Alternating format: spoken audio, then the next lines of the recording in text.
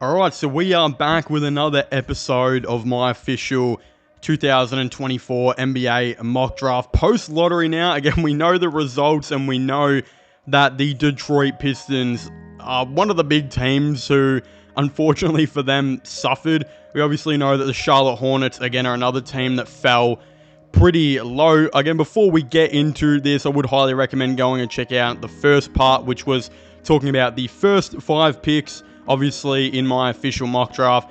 The next thing I want to talk about is, again, I think every YouTuber is mentioning this because this is by far the hardest draft, that I have ever had to do. Again, there are people personally calling this the worst draft in NBA history and calling it worse than 2013. So by the time the actual draft comes around, who knows if a couple of these players will even be at this spot. It's going to be interesting to see how the workouts go and, again, how the interviews and meetings go. So I'm going to be trying my best for you guys and going over what I think obviously the team needs, the best available, all this type of stuff. So it's definitely an interesting task.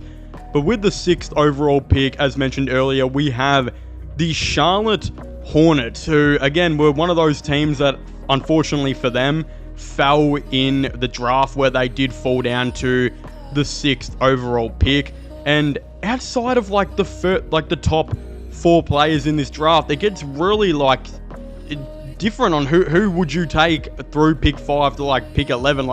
Every one of these guys you could possibly rotate, but again, I've kind of gone off the semi-best available, but also I think in terms of what Charlotte need. And I've seen a lot of people actually take this guy with the 6th overall pick to Charlotte as well, but that's actually Donovan Clingan. Again, a lot of people would argue that this man is the 3rd best available player in the draft. Again, I believe ESPN actually have him ranked at pick number 3. He was absolutely insane in the March Madness. Again, taking home the chip, obviously, with UConn. He did an extremely good job. Again, proving to be one of the best centers in the whole draft. If we're counting Sarr as the best power forward slash center, then I guess, you know what? Obviously, Klingen's the best center. He would work really, really well with this Charlotte Hornets team, who you can tell desperately need a center. I think it's a pretty big consensus opinion amongst the league and even Charlotte Hornets fans who believe that Mark Williams will probably be a backup center in this league. Again, there's a lot of things he can't do, but a lot of things he can do. The Hornets also had a ton of offers for Nick Smith, who's only on $5 million as their backup center, so they'll probably look to move him on for another pick here and there as well. When we look at Donovan Clingan, I believe that he is one of the couple of players in this draft who has absolutely massive starting potential all over him. I believe he will be a starting center most likely in the NBA. He's got great size, extremely good rim protection, great touch around the rim. He's a very solid passer for a big man as well, which is very, very interesting. Again, it's kind of that Jokic, Şengün breed of player now that teams are going to be look at. Again, 7'2" big man who is a great rebounder offensively and defensively. Again, there are some, of course, downsides to him. It's being said that he's not exactly the greatest shooter around and that he's not a very good switchable defender, which again does suck. But when you get a guy in like Clingan who's going to be a good defender in the interior, but also be a pretty good scorer, as we've seen he can be. Again, that's what the Charlotte Hornets are absolutely going to be asking for. It is being said that he's a bit of a better player than what Steven Adams and Jakob Poeltl were in their prime. And again, I know that's not exactly the greatest comparisons in the world, but this is the 2024 draft for you where players are being compared to above average role players. But you know what? Don't disrespect my guy, Steven Adams. When he was in his prime for Oklahoma, and even some of the short basketball he played on the Pelicans, this man was an absolute brute at center who could, at any given night, average you a double-double while being a defender who was very good. And a man you do not want to go near on the court was Steven Adams. Again, Clingan is kind of compared to him, but also Jakob Poeltl for his interior defense too. And I feel like the Charlotte Hornets need a guy like that. They need a strong player who can come in and help this team. They need their future starting center And obviously moving Mark Williams to the bench for them is very important too, because they finally get someone to actually have off that bench. Some might argue the Hornets have the worst bench in the NBA, but we can see now they're starting to add a piece or two here and there. Again, if they select Clingan, you're going to see Mark Williams come off that bench. We've already seen Grant Williams come off that bench now as well. They might sign a dude here and there in free agency. Seth Curry was a decent pickup. I kind of hope they bring him back, but we'll definitely have to see. But this overall just makes so much sense for the Charlotte Hornets, a team who is not necessarily sold on Mark Williams at their starting center, who sees a dude like Donovan Clingan, who was ranked by ESPN as the 3rd best player in this draft, fall down to him at pick 6. They're going to take him. He also should hopefully be a good fit for LaMelo Ball. Again, let's just hope LaMelo can play some basketball for this Hornets team. And look, I know a lot of people think it's all doom and gloom for the Charlotte Hornets, but if they can bring back Miles Bridges, of course get another year into Brandon Miller, a year now into Clingan, some actual time for LaMelo on the court. Again, there's no reason why they will be the worst team in the league like some people have them at. I think they could actually be okay, but definitely time will tell, and we'll have to see how their free agency goes and how they, of course, I think, navigate this rebuild over the next couple of years. But again, with all those things being taken into account, this is why I have Donovan Clingan going pick number 6 to the Charlotte Hornets.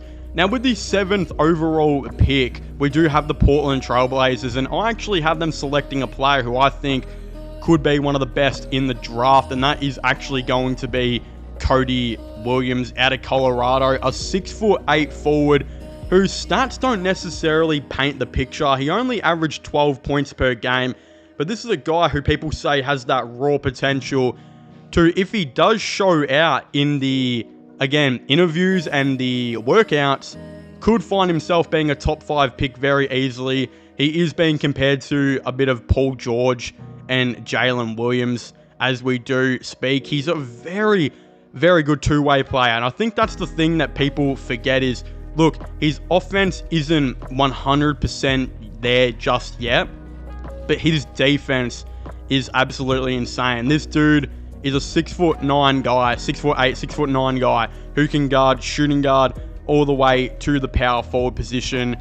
The Portland Trailblazers are obviously looking for a forward or two, I would think, after taking Scoot Henderson with their top pick last year, already having Anthony Simons and Shaedon Sharpe as their other guards. They're a bit lower on that forward position. Again, you got Jeremy Grant, that power forward position. Who knows how much longer he will, of course, be with the Portland Trailblazers. But I think they're going to be looking for a small forward next season. Again, Sharpe might play there temporarily because obviously he's too talented now to be coming off the bench, it does seem. But they're going to be looking for that more natural small forward where I think Cody Williams is, of course, going to come into all of this. Again, ranked number 7 overall by Fanspo and number 11 by ESPN. It's being said that Cody Williams has the potential to be one of the most versatile two-way players in the whole entire NBA. He is oozing with potential as a shot creator, passer, and defender. He has some glaring weaknesses though, unfortunately. Off-ball defense isn't the greatest thing at all. He's not exactly too assertive with the ball. And again, his IQ might definitely need to develop. But as this guy gets older and as more game time comes for Cody Williams, this is a man who I think could be very, very good for this Portland Trailblazers team. Again, he is the type of guy though that is going to be a project, but we know this, right? And the Portland Trailblazers, they are going to know this. They, I think as well, are excited to take on those type of players. I mean, Scoot Henderson, I really hated the disrespect that he got throughout the whole entire season, being called the worst player in the NBA by some. Pretty disgusting, because this man obviously clearly needs some time just to evaluate the way he plays and how he's going. He's only 20 years old, and if that takes another year or two, the Portland Trailblazers are going to be here for it. And that's what I love about this team right now, is they are committed to this rebuild. Again, I wouldn't be surprised if Brogdon is moved on Jeremy Grant maybe gets moved on, but still, like, I low-key kind of like him for this team. Then other than that, there's not too many other players I think they will truly move on from. Maybe Robert Williams, but, you know, they'd like some more experienced guys on this team, and I guess that's kind of why DeAndre Ayton is pretty serviceable so far for this Portland Trailblazers team. A man who should be heading into his prime another year. Again, he explained why he had issues with Portland this year and why he didn't play the best. I have some hope that DeAndre Ayton can turn to a good player and, again, like obviously a lot better. And look, over a year or two, this team could definitely really develop. You've got pieces here if they do decide to take a guy like Cody Williams. And yeah, he will develop alongside Scoot. They also have a ton of shooting, I believe, that's gone underrated on this Trailblazers team in Jeremy Grant, of course, being the big one, with a couple guards like Simons here and there as well, and Sharp. A player like, you know, Ron Holland, who might not necessarily be, Cody Williams, sorry, might not necessarily be the greatest shooter straight away, but he's a terrific defender, can come in and do his thing. Yeah, it makes sense by the Portland Trailblazers to, of course, look at a guy like him, and that's why, of course, I do have him going with the 7th overall pick. Now, moving on to the 8th overall pick, we have the San Antonio Spurs, who really lucked out in this draft, getting the 4th overall pick. Again, who I, of course, did have them selecting Nikola Topic. Again, a lot of people saying he's going to drop in the draft because he did his ACL and stuff. Turns out he obviously did not do his ACL. In fact, he was pretty lucky, but escaped with, I think, minor injuries. He definitely will still go pretty high in this draft. At pick 8, though, they're going to be looking for another guy to bring in. I've got a bit more of a development guy, but of course, half this draft is pretty development, as we know. And I've actually got them selecting Ron Holland at pick 7. Again, some drafts have him at 6, some have him about 10. This is a guy who will take some time to develop, but has potential to be one of the best players out of this draft. Again, was, I believe, ranked the number 1 overall pick at one stage in this draft. It's being said he's one of the most well-rounded athletes in this whole entire class. He's fast, he's strong, and his vert is extremely good. He has the ideal frame for a wing in the NBA, being 6'8" with long arms and a ton of muscle. He's an elite scorer in transition. He gets down the court faster than anyone else, and he's good at finishing plays at high speeds. He's a solid mover off the ball, good cutter, and can fly around screens. Great driver, great finisher around the rim, and he's got very good perimeter defense. Again, some of the things that he's not good at. His shot creation can be a bit inconsistent. He can be slightly turnover prone, with his passing not exactly being the greatest, and he doesn't exactly have the best three-point shot. A couple of comparisons, though, are Jaylen Brown. When Jaylen Brown first came into the NBA, his shooting was very streaky for the first couple of years, but you're looking at a dude who could essentially who was extremely athletic, very good defender, who could basically do everything but be the greatest shooter and greatest ball handler. Jaylen Brown is still not the greatest ball handler. There's always that meme, you know, telling him to change hands and all this type of stuff, make him go left. When we're looking at this right now, right, Ron Holland is a guy that the Spurs have time to develop. They're looking for a ton of positions right now on that San Antonio Spurs team. We obviously know they've got their center filled out and their shooting guard, but those are really the only two main ones. They seem to really like Keldon Johnson off the bench. I'm hoping for them they bring Cedi Osman back. I felt like he was very good for them as well as a bench player and sometimes starter. But if you're looking for a point guard now, you got that Nikola Topic pick coming in. They might be looking for a small forward who is going to come in and play defense, which Ron Holland will definitely come in and do. And I think it just makes sense overall. We know the Spurs they're probably going to be rebuilding for another year or two. It's probably going to be a lot more fast-tracked than a lot of other teams, though, just because Wembanyama is arguably a top 15, near top 10 player already in the league. That's just obvious, right? And then if you partner him with Topic, who's not only one of the best passers in the draft, but a guy who could be one of the best passers in the NBA straight away, you're looking at a team who's quite quickly going to run up and move up this draft ranks. The perfect thing I love about San Antonio that has gone super underrated as well, in my opinion, is they know their roles already. Even though they are one of the worst teams in the NBA, you see Greg Popovich already telling Keldon Johnson to come off that bench. The reason is because even though Keldon Johnson might be good enough to start, he knows eventually on this Spurs team, Keldon Johnson will be a six-man in the NBA and will be an elite six-man in the NBA. This has meant that he's left the small forward position open, he's left the power forward position open, and he's told his scouts to go and draft these guys because I've already got you a six-man, I've got you the shooting guard, and I've got you the center. Go fill me out the rest of the starting five.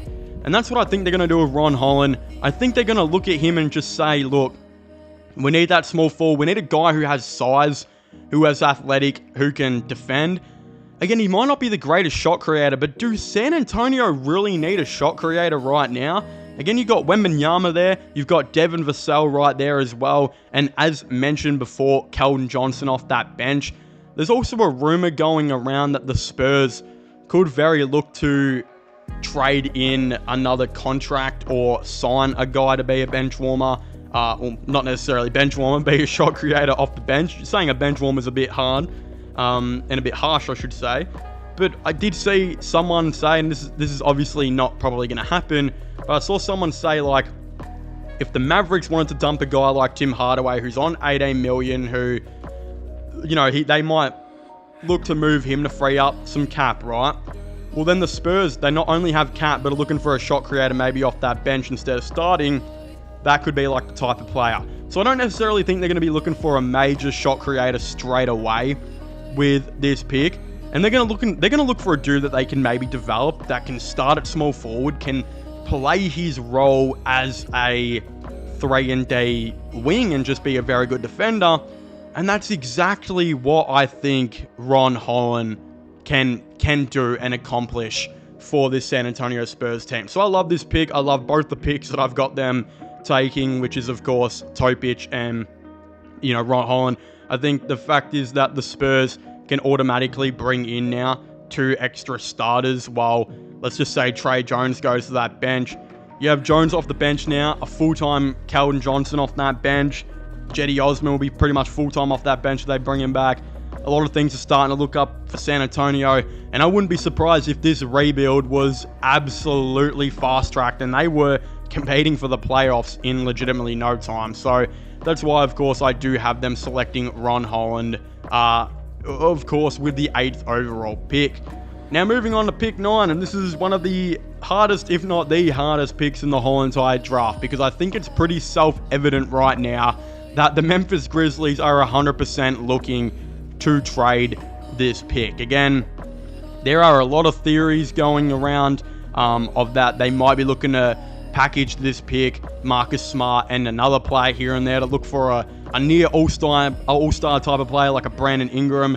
Not specifically maybe that player, but someone on the lines of that. Again, I even saw someone say they might be linked to Jarrett Allen and move Jackson back to that power forward position. That would be really interesting as well, and the Cavs, who may be looking to trade Allen, they might do that. So there's a lot of really interesting things that the Grizzlies could do with this 9th overall pick. If you were to have a defensive duo with Jaren Jackson and Jarrett Allen as the center and power forward, with Ja Morant passing to them, Lord have mercy on the league. But you know what, for this video, I got to select a player here. And of course, I kind of just went best available because I really didn't know. I also feel like maybe this player could semi-fit in with Memphis as a guard off the bench. But that's, of course, Reed Sheppard. Now, Reed Sheppard happens to be arguably the most interesting player in this whole entire draft, because it's no secret that a lot of teams have, or a lot of scouts, and those NBA experts have this guy going at pick 3. I even saw someone have him on going pick 2 to the Washington Wizards. Now, I'm not that big of a fan of Reed Sheppard compared to a lot of people, although I still think this is an amazing player we're looking at here. Again, ESPN have him ranked at number 7. He's a the best 3-point shooter in this whole entire draft, and one of the best we have seen in a long time. It's also being said that he's an insanely underrated passer, a pretty decent off-ball defender, but his shot creation is low-key the thing that a lot of people really like about this guy. when we look at Reed Sheppard, if you were to bring him in the NBA right now, he should already be a top 10 shooter in like the league. This man shoots it absolutely lights out. A ton of people are saying he actually fits San Antonio, but I've seen some people say he fits Memphis. What he's kind of being compared to is Seth Curry and Donte DiVincenzo, who are players who have had really, really good careers. Donte DiVincenzo being an elite role player right now for the New York Knicks. Seth Curry has always been an elite role player.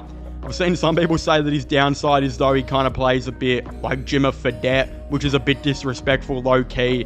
But again, there are some downsides to this man. His defense is pretty rubbish. He gets pushed around easily. His size doesn't really suit it. And again, he often looks like he's going to be playing like the shooting guard type of role in the NBA. I feel like though the how to make Reed Sheppard a good player is you play him at point guard, and then obviously you have a shooting guard who's more of a playmaker. But there are some people on the more optimistic side that Reed Sheppard can be one of the better playmakers in the NBA. Again, he did average 4.5 assists for Kentucky. We've got to remember Darius Garland averaged like 3.9 assists for Vanderbilt, and then became one of the best playmakers in the NBA. Even when he's had his downside now for the Cavaliers in the playoffs, his playmaking has still been one of the most elite in the NBA. So the realistic thing is there's some downsides of Reed Sheppard, there are some upsides. I don't know if Memphis Grizzlies select him, if they keep him or whatnot. If they do, you're still looking at a man who's got like a 54% field goal percentage, one of the best shooters in the whole entire draft, as I said, and maybe could be a decent bench player for them. But as we all know, this pick is probably getting traded, right? I think it's pretty obvious if they were to go up to the Cavaliers and say, we can give you like a Marcus Smart and this pick, the Cavaliers might accept that for Jarrett Allen. Again, Smart's pretty good, but he wasn't that good this year, had a ton of injuries, while Jarrett Allen, even though he hurt his ribs and couldn't play in the playoffs, he was literally playing like an all-star this year and literally made the all-star team 2 years ago and is still like a top 5 best interior defender in the NBA who puts up 16 and 10 like literally every night. So if you were to add that to Memphis and you give them Jaren Jackson with Jarrett Allen, God, I think Ja Morant would love to play with that more than I'd like to play with fucking Tate McRae. Should I keep that in the video? Probably not, but you know what? I'm going to do it because I love Tate McRae, and if she's by 1 in 1 billion chance watching this, please DM me because I think we could be a very good couple. But anyway, I'm obviously getting very off track with this video. What I'm trying to say is here, though, I think this pick will probably get traded. But at the end of the day, Reed Sheppard to the Memphis Grizzlies could be a good thing. Some scouts, as I said, have this man going pick 3. So whether or not you decide to keep him or not, he could still be very traded, or he could be a very good asset to the team. Now, with the last pick in this draft that I'm doing, we obviously got Dalton Knight from Tennessee, who is a 6'6" forward. I've actually got him, of course, going to the Utah Jazz. I think the Jazz would very much like a man like that on their team. He's ranked 8th by ESPN. He's a very good shooter, very good rim player around the rim. He's a great finisher. That's what I'm trying to say. He is elite in transition. He gets down the floor before anyone else and is very effective in finishing plays at high speeds. Very solid athlete and will likely be able to contribute to the NBA straight away. Some downsides is he's an older prospect. So I've seen some people say that at 22 years old, what you get from this man in college is what you're going to get in the NBA. The realistic thing is, though, he's a really good shot creator at 6'6", averaging 22 points per game and 5 rebounds. Again, he's being compared to a taller Norman Powell who has a ton more opportunity to be a better defender in this league. Realistically, I think the Utah Jazz are going to be looking for another shot creator, right? They've got Larry Markkinen there, and they've got Jordan Clarkson and Colin Sexton.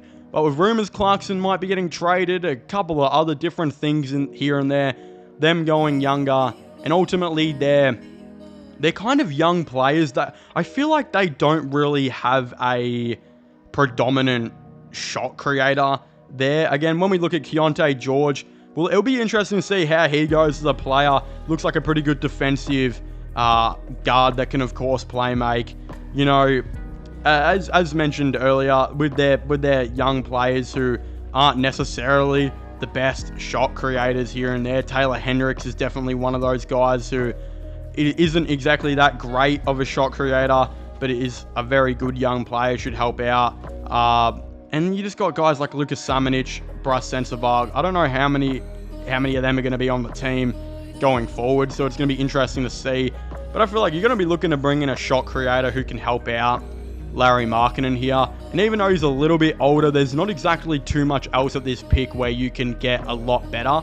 And as I said, Knight is ranked number 8 overall, and he's a man that's putting up like 22 points per game. I believe he might be actually putting up more points per game than nearly everyone else in the draft, which some might be seen as sad, but realistic thing is this man is an absolute beast, and he has been in college. Again, there are a lot of experts who really, really like what they see out of Knight, and some even say if this man does do a little bit better in the workouts and obviously the interviews and whatnot, he could very easily find himself in the top 5. So when I'm looking at the Jazz right now, I'm thinking, look, they need a shot creator. I also think they might be looking for a small forward going forward. Again, I don't know if they're going to be moving on from John Collins. We'll see. They tried to do that at the deadline. Larry Markkinen, I like him better as a small forward. I'm going to be honest here. But having that man play small ball center, which he had to do for the Jazz this season, was just not great. And watching him and Collins together as a center and power forward duo was also not the greatest thing ever. I think, yeah, there's an opportunity we could see Markkinen go back to that 4. But there's an opportunity for Knight to play the 3. Opportunity for Knight to maybe even play the 2. And he's 6'6", pretty athletic. Can probably do both. So I definitely could see that maybe happening in the NBA. And we'll see. We'll see what the future is going to look like with Colin Sexton and the Utah Jazz. We'll see what the future is going to look like with half their team. Because there's definitely some guys here who might get moved. And I've seen other people say they might try and target a free agent star to even put alongside Larry Markkinen. So that will be interesting to see. There's a lot going on with this Utah Jazz team, and maybe the 10th pick also very well gets traded. We'll definitely have to wait and see, but I think Knight is a very good player, arguably nearly the best shot creator in this whole entire draft. You're making it happen. He's a great shooter, and I think he does fit this Utah Jazz team really, really well. So that's why I've got him going with the 10th overall pick. But of course, if you haven't already, please make sure to leave a like and subscribe to the channel. Comment your thoughts and opinions down below. Did you guys like this mock draft, or did you guys not? Who would you disagree with, and whatever it might be? Let me know your thoughts and opinions. Subscribe to the channel for all the latest NBA content, NBA news, draft content, all that type of stuff. And don't forget to subscribe to my IRL/vlog channel, gaming channels. All of them will, of course, be getting linked in the description down below. But as I was saying, please make sure to leave a like, subscribe, and comment. And I'll see you guys next time. Goodbye.